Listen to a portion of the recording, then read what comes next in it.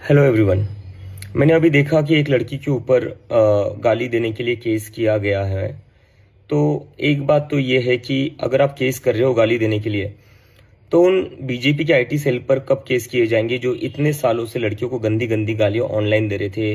क्या क्या शब्द इस्तेमाल नहीं कर रहे थे वो लड़कियों के लिए, कहीं से भी वो इज्जत नहीं कर रहे थे लड़कियों की। और वो लोग प्राउडली अपने बायो में लिखते थे फॉलोड बाय पीएम मोदी। ऐसे लोगों ने लड़कियों को गंदी गंदी गालियां दी है, उनके ऊपर केस कब होंगे? और बात बस बीजेपी आईटी सेल तक नहीं है।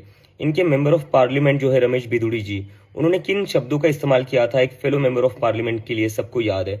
यूपी के जो सीएम है योगी आदित्यनाथ, उनका एक वीडियो भी आया था जहां पर जो एनआई का कैमरा पर्सन था उसके लिए भी उन्होंने गालियां दी थी। तो ये क्या चल रहा है? इस देश में दो कानून चल रहे हैं क्या? यूथ के लिए एक अलग कानून है और बीजेपी और उनके नेताओं के लिए अलग कानून है। और गाली देना कोई अपराध नहीं है। गाली देना इज नॉट अ क्राइम। अगर कोई गाली देता है वो बुरा हो सकता है, वो बुरी बात हो सकती है, तो उसको आप समझाइए, उसको आप कहिए कि गाली मत दो। लेकिन केस किस बात पर किया जा रहा है? अगर गाली देने पर केस करना पड़े तो सबसे ज्यादा केसेस जो होंगे वो बीजेपी आईटी सेल पर होंगे, क्योंकि सबसे ज्यादा औरतों को गंदी गंदी गालियां उन्होंने ही दी है। और बीजेपी के नेताओं पर होंगे जिन्होंने इतनी गंदी गालियां इतने सालों से दी और पार्लियामेंट के अंदर भी दी है।